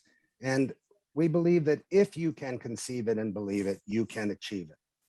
We gave 2 Starfish Awards this year to the Green Village School in Helmand that runs a midwifery program that I'm hoping will persist under Taliban rule, and the Awaken program that runs medical equity initiatives in Jalalabad. This is our very large COVID support program for them from last year. But one thing that Barbara and I have talked about a lot is that this opportunity lets the peace community of America join with America's warriors and its veterans. And we support No One Left Behind and a number of the other military organizations that are supporting the special immigration visa recipients. The LOL up there is not laughing out loud or lots of love. It's that these folks have left their life on the line. And that's the reason that we are doing what we're doing. We are trying to leave no one behind who is eligible for any of these evacuation programs. So I want to especially thank the Peace Corps community for refugees for helping Friends of Afghanistan gain some traction on something we've been working on for decades. And I am very grateful for this affiliation.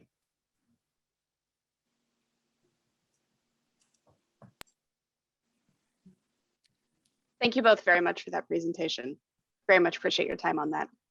And our final presenter here is going to be RPCVs and Friends at the USDA.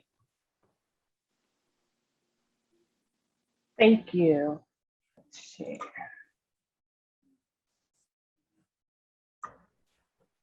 Hi, everyone. Thank you for having us in PCA. You've always been a great partner of RPCV and Friends at USDA. Thank you, Glenn, Ann, and Dan, who've been to some of our programs in the past. And also thank you to our fellow nominees. You all are doing great work out there and really bringing home this third goal. My name is Angelique Moss, and I'm one of the founding members of RPCV and Friends at USDA, and I'm currently leading the organization. So RPCV and Friends is a workplace affinity group at USDA. Our membership is open to all USDA employees, as well as other employees that are interested in the Peace Corps and the mission and the different programs that we do. Generally, we've had about 250, 300 members, but now we're looking about a little closer to about 500. I really want to go over the reason why our group was started and our three purposes. And this is something that I mention at every single event. Our number one goal is to champion a lifelong commitment to national service ideals by organizing volunteer activities and supporting community engagement. Secondly, we facilitate communication and foster a sense of community among RPCVs and other employees through social events. And thirdly, we provide an information sharing platform for USDA employees worldwide who are interested in the work of the Peace Corps and supporting a career pipeline for volunteers of all ages. And our first event, even before we were official group, was the Peace Corps Week Luncheon. And that was back in 2006. After that event, and it went so well, the group officially became a USDA employee resource group in June of 2016. Luckily, we've been able to have the Peace Corps Week Luncheon, even virtually, this past year. We got the 2021 in right before everything shut down. So this is really our longest standing event. Then going back to 2016, we've had a Peace Corps cookout. This really brings a lot of people together at USDA. This event is basically not funded whatsoever. So it's really our executive committee that puts together the funds and hosts this free event for all at USDA that would like to join, including the friends. We have a lot of those show up. And so with our group and our mission, we love to do volunteer activities, some programs at USDA that are really great that we've been able to participate in as a community, as a group, is Feds Feeds Family, and we've done gleaning activities and also done programs at DC Central Kitchen. One of the programs that I'm especially proud of that I helped spearhead in its 2 iterations is the USDA RPCV and Friends photo exhibit. So this is basically collecting photos brought in by different volunteers RPCVs. And then for the second time, we actually had a few that were not RPCVs that also sent in photos that really went towards two different themes. For the first one, it was a commitment to service, really showing your continuation of Peace Corps service into public service. And then for the last one we had, it was one USDA and really celebrating communities at home and abroad. And so this exhibit is outside of the cafeteria at USDA headquarters at 14th and Independence. And that area is frequented by, you know, at least 1,000, 1,500 people pre-COVID on normal days, because not only do we have employees use the cafeteria, we have a lot of school groups come in. So it's always great seeing the students stop by and look at the different exhibits, the different photos. And then this is a little assortment of the photos that we had from our first run. It really, like I said, you always see employees stopping to read the captions and visitors coming. Another thing that we've been able to do even this year is some of our events that we've always held, like a lunch and learn. So what we've been doing this year is we've obviously been having them virtually and not necessarily in person.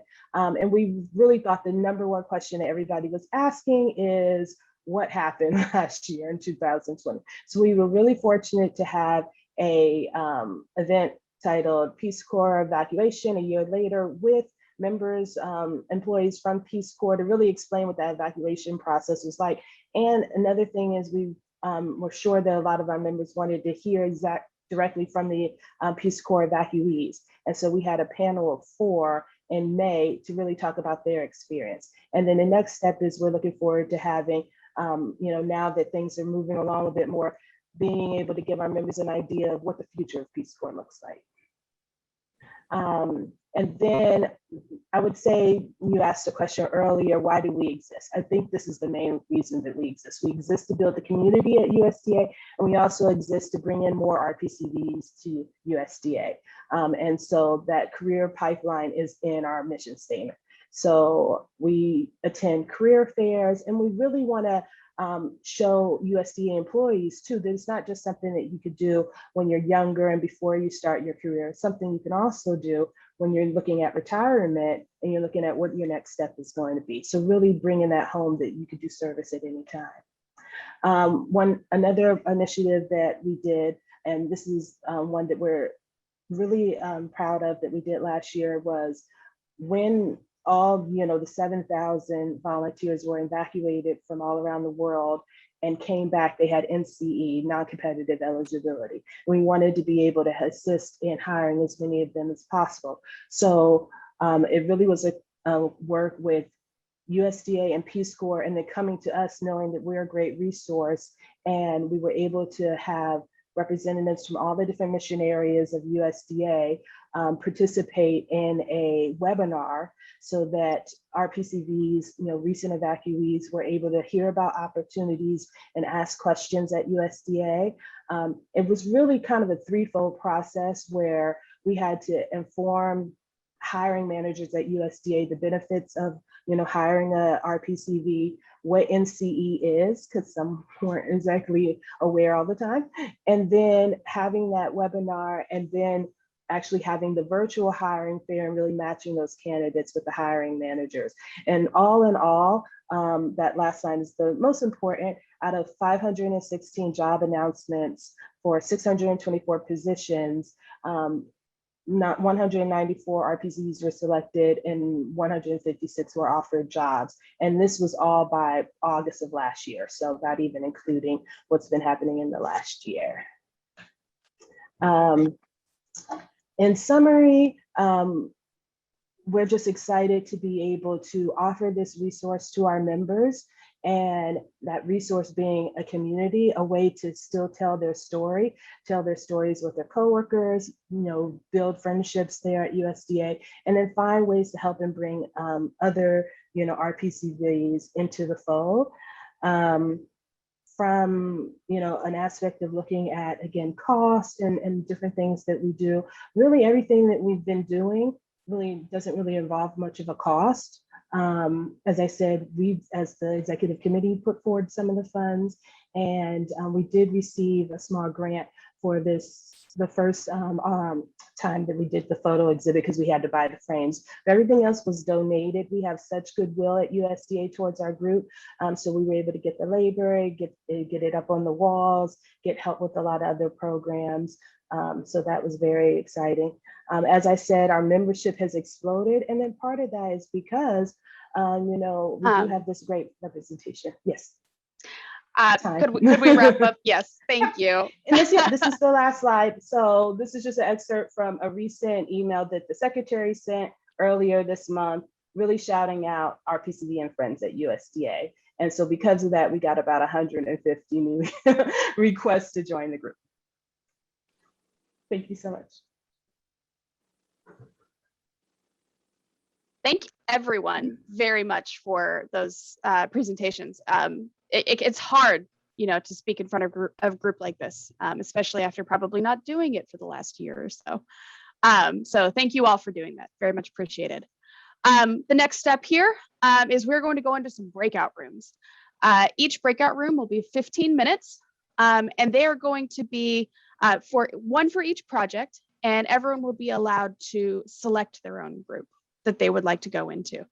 This is, the point where you can ask about best practices, what led you to it, what were the challenges, how can we replicate the project within our own group?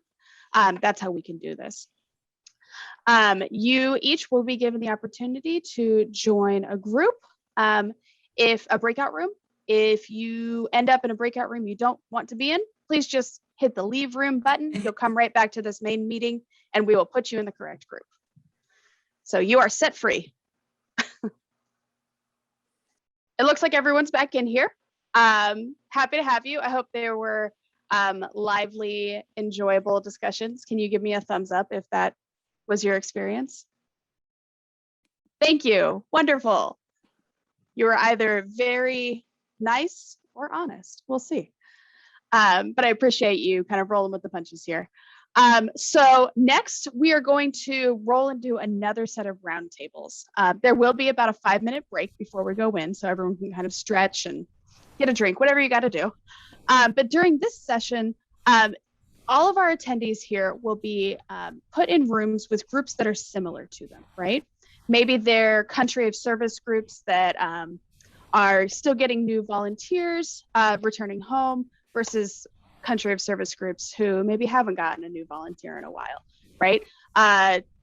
Geographic-based groups that have a large membership, and then geographic-based groups that have a smaller membership. And then we'll have a group for our affinity groups and the cause-related and workplace groups. The idea is that these groups share similar challenges, and connecting with one another would be great. Additionally, what we'll be doing soon is opening up the voting for the Rupee Award, right? So we just saw these presentations. We just had a chance to ask the organizers, the do's and don'ts, the pros and cons, the challenges and successes that they had. And you'll now each get a vote. Well, each voting delegate will receive a vote to give to their the presenter that they find to be the most deserving. Each voting delegate will have one ballot, and that ballot can include up to 2 votes. And I believe Anne will be popping the link into the voting into the chat here momentarily. Okay. Tony, did I see that you had a raised hand there? Muted. You're muted. Tony. You're muted. You are muted. I was trying to lower my hand and you saw my technical insufficiency on display. Never mind. Nothing to see here. Move right along. Nothing to see here. No worries. For a minute here to say that I just put the link in the chat. You have it now until the meeting closes, and we will stay on until everyone gets off the meeting. So if you still need time to decide and want to think about it even beyond the breakouts, you can do that. But once the meeting closes, the voting will then close for the Rupee Award. So that is in the chat. Some people had questions about getting into the breakout rooms. I think the issue is you have to have the latest version of Zoom. If you don't see the option to choose your breakout rooms, just be patient with us. Let us know what group you want to go to, and we'll move you into that group. And there will always be somebody here in this main room. So if you change your mind and you want to move to a different group, you're welcome to do that. We also know how people self-selected, or they said this is the group that they would probably want to go to. So during this break here, we'll start assigning people according to that, but feel free to change that if you want to. So yes, the question on the voting is any business voted on at the Affiliate Group Network annual meeting is by the official delegate. Each group gets one vote. So whoever you designated as the person who is able to vote on behalf of your group, that is the vote that will count. So if we get two votes from a particular group, that will negate that. So please don't do that. You all designated that you're the official voting delegate, or I'm just a regular participant, and will not be placing that vote. So, okay, any other questions before we go into the next breakouts? And these again are divided by types of group, and I gave them kind of short names so that you don't have to read something really long. So it's large geographic and small geographic. That's US based, and we're saying large and small by numbers of members, not by the geographic area, but by the numbers of members. And the country service and say current, of course, there's no volunteers in the field right now, but ones where you expect to be returning to the field, and then country service past. Maybe it's been a while since volunteers have been there and may not be returning to that country. And then the cause, workplace, and affinity groups are all combined as well. So I'm going to open the rooms. We'll start assigning people, but let's take as Hannah said, we can take like a 5-minute break here if you want to go grab and get some water, get a little snack, go to the bathroom, and then come back in. And then we'll have 45 minutes here. So we'll have a good chance for you to really get into some more of that networking and brainstorming. And then we'll give you a little warning on that. We'll come back and wrap up after that. We're going to do a little wrap up here. I will put the links back in. So those who haven't yet voted, I see some have already. And I see, Maggie's doing a little plug for her event coming up next week too. Yes, I will put the link for voting in the chat. And I know Hannah's got a couple of wrap ups here. So over to you, Hannah. All right.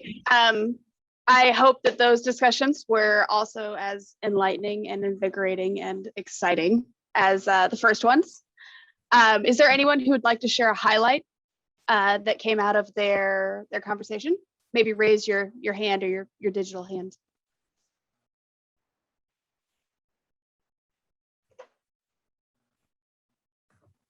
Kate, hit it. There. I can tell you that the large group session was dominated by California groups, but between California and Washington and Steve Somm from NPCA and Ella, and also the Afghan group. We had a really good active discussion and covered a lot of territory. So it was very worthwhile. Talked a lot about getting Rotary involved in projects, and there were some great examples of Rotary helping out with projects. So it was very worthwhile. Awesome. Thanks for sharing. Kate Schachter. Yeah, I was with the cause-related group, and we had a real, whoops, I just did the wrong thing here. We had a really dynamic discussion around how to increase communication between groups about the resources that we are offering, as well as the events that are coming up. Ari was taking a lot of notes. I'm sure that she'll be coming to the leadership team at NPCA with a lot of suggestions, but everything but from most groups are not using the events calendar effectively, or even maybe in some cases appropriately. And I think that would be a really great place to start for everyone who's on Silk Start. Yeah, and there were also ideas about better ways to engage. So look for more notes coming out of that. Awesome. Tony, what can you share? I was a geographic outlier in a group of West Coast folks, and I was here right on the Great Lakes in Buffalo. But one thing of commonality that we had, and this has been a big theme for our Friends of Afghanistan Peace Corps Community for Refugees meetings, the Rotary connection has been, I was enthusiastically responding to their contacts with Rotary. And so I asked them to send me all of their strategies. The PCC4R and FOA group would love to invite them in. And we think that could really expand awareness among a very active group of social activists. Awesome. I'm glad you were able to find that resource. It sounds like it's going to open some doors for you. Barbara.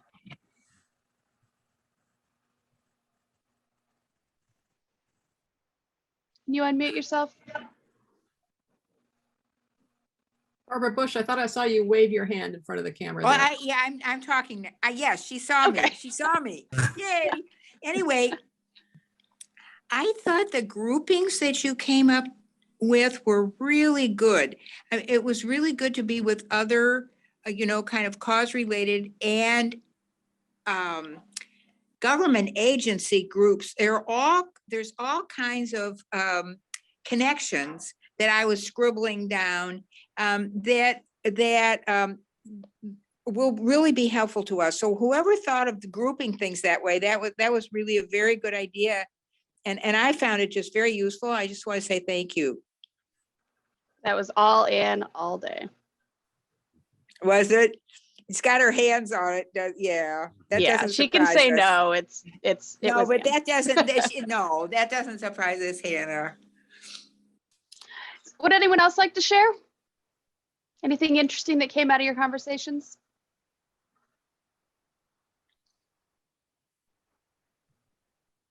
Okay, all right. So then I just got a couple things that I'd like to kind of put out there for you. The first one is going to be the upcoming Peace Corps Connect conference, which is next weekend. There we go. We're asking for some sponsors. Oh, did Lee had her hand up? I'm sorry. Lee, could you share? Yeah, I was just going to say I was in the past group, and the two countries I have the biggest connection with are Afghanistan and India. And we were talking about how to keep these groups functioning. And we had some other countries in our group too. But the thing that we came up with, at least I found interesting, because I'm out here in Idaho and I'm way far away from, the center of the little bitty group that is Idaho RPCVs. We used to have one here in southeastern Idaho, and I'm trying to rebuild that one. But people talked about making sure that you send newsletters out, wireless or by paper, depending on what people want. And somebody said to reconfigure your Zoom invitation so that those people who don't reply and don't engage don't get continually invited. And that raises the percentage, of course, because you've got the interested audience. Another thing I thought would be helpful to these groups where we no longer have Peace Corps volunteers, but we definitely have our heart in the game, is to invite people from other groups in other states or other countries nearby. So say for the group I belong to, Friends of Afghanistan, I suggested to the Iranians that why not invite some of Friends of Afghanistan to the Iranian Peace Corps group, because it's so close. The cultural history is connected, and a lot of us who were in one country or the other traveled across those borders in the early days. So that was, I think, one of the things we discussed. Awesome. Awesome to hear. Okay, so yeah, I'm going to once again just plug registering for the Peace Corps Connect conference, which is next weekend. There's a ton. I've had some eyes on what the planning is, or how the planning has been going, and there's a lot there, and it's all going to be really interesting, I think. So I would definitely suggest that you pop on in. And then I'm going to toss over to Jonathan for a couple of other reminders. Yeah, just thank you, Hannah, and thank you for your leadership, as this is such an important role you play. And I know we've had Kate Schachter in this position before and others before you, but thank you for stepping up and doing the work you do. Next Wednesday is the 60th anniversary of when President Kennedy signed the Peace Corps Act into law. And as a prelude to the formal conference that begins on the 23rd, we are doing several advocacy-related activities under the heading of Peace Corps Act Day to mark the signing of the Peace Corps Act. And just real quick, first we're going to kick it off in the morning with a very special program with Joe Kennedy, the JFK's great nephew, the former congressman, who will be at the moment when Kennedy signed the Peace Corps Act into law. Kennedy will be speaking with Bill Josephson, the architect who co-wrote the paper, A Towering Task, and also Bill Moyers, who walked the halls with Sergeant Shriver to get that act passed by Congress. And then our colleague Miriam Foote, who represents the next generation of Peace Corps volunteers, will also be part of that morning gathering. Throughout the day, we are hoping to encourage every group, every individual to get on their social media, Facebook, Twitter, Instagram, whatever, and just mark the moment, mark the 60th anniversary. What does Peace Corps mean to you? And utilize the hashtag Peace Corps Now. We're going to be doing that throughout the day. And then lastly, and this is one that I think is most important for our future too, is a gathering in the evening where we want to try to, those people that are not involved in our advocacy efforts, to hear about the important role that individuals like all of you can do by giving a little bit of time to work on Peace Corps related or other issue related advocacy over the course of time. John Garamendi, who's been mentioned earlier, will be speaking that evening to make the case and appeal to our community to help get this Peace Corps Reauthorization Act legislation passed. And then we're going to have panels that will include former Capitol or current RPCV Capitol Hill staff. We're going to have some success stories from individual RPCVs, and then we're going to feature a couple of the cause-related groups that evening. So those are that's kind of the lineup. And then just another note that as of a moment ago, 6 groups have already signed on to the letter to President Biden that we talked about at the beginning. They represent about 4,000 Peace Corps volunteers within their group. I'm going to put that link in again. You've got time. We know some of you have procedures to review and decide, but we've got 4 or 5 weeks to try to secure those letters, signatures from groups before we send that along. But thank you for the time, and I will put both the link to that letter right now in the chat, and then I will also put a link where people can register for those Wednesday events. Thanks for your time. Thank you for your time and work on that, Jonathan. I hear tales of your amazing advocacy work from different group leaders that I talk with. So thank you.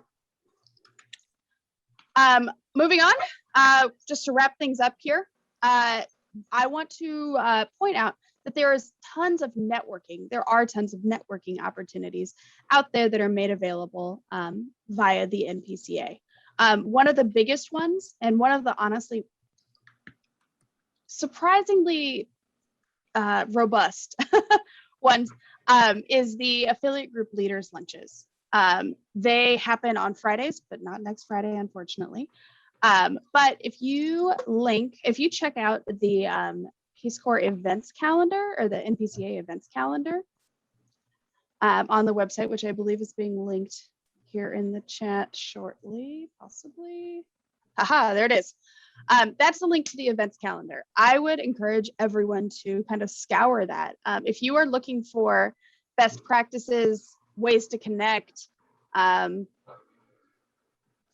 anything you really want to do within the NPCA, affiliate group community, that's the place to go for it. It truly is. Additionally, we have the affiliate group network on Facebook. And that is a great place for, quick messages back and forth. Hey, I found this thing, let's do it. Awesome. And then finally, I'm always a resource. Anne is always a resource. The NPCA staff in general are a huge resource, a huge bank wealth of knowledge. And everyone is reachable. I'll go ahead and put my email here in the chat for everybody. Please never hesitate to contact me. Happy to help however I can. And with that, let me check. Anne, is there anything else we need to cover? I think that covers it. I also would like to thank everyone for participating today, but also let you know, as always, anytime you have a question related to groups, if you send it to groups@peacecorpsconnect.org, and we can put that in the chat, that actually goes to multiple people. So you will get a response from the appropriate staff member. Or if you don't want to type quite so much, you can do groups@rpcb.org. That makes it a little bit less typing. That also gets to all of us. But I really am just in awe of all the work that all of you are doing, and really an amazing affiliate group community. And we are here to support you and do what we can to help you do what you do. I think we had 5 examples here of what some groups are doing. You are all doing amazing things. So thank you all for all of your efforts and for all of your work, and let us know anytime we can help you with anything. And I am going to leave it at that. I think that, Hannah, you might want to do an official motion to end the meeting. We will stay on to let people vote, because you need to vote before you log off here. Yes. We will stay on. We will not cut you off. So if you haven't decided yet, you can hang on for a little bit. Maybe not, not for like hours, but you can hang on for a little longer. And we'll also, if you have some other individual questions, we're happy to answer them, of course. But we're really looking forward to seeing you all next week as well for Peace Corps Connect and other pre-conference events and the conference events itself, and the leaders' lunches, lots of places. So thank you all. And if you'd like to see the outcome of all of the voting, show up to Peace Corps Connect, because that's where the announcement will be made. With that, may I have a motion to adjourn? So All moved. right. Kim got us. May I have a second? Second. Second. Second. Okay. I Choose think it was somebody, it doesn't matter. Lee. It was. All right. You're the winner. Okay. Have a wonderful rest of your Saturday, everyone. Thank you very much for taking the time to be here. Really appreciate it. Thank you. Bye. Have a good day.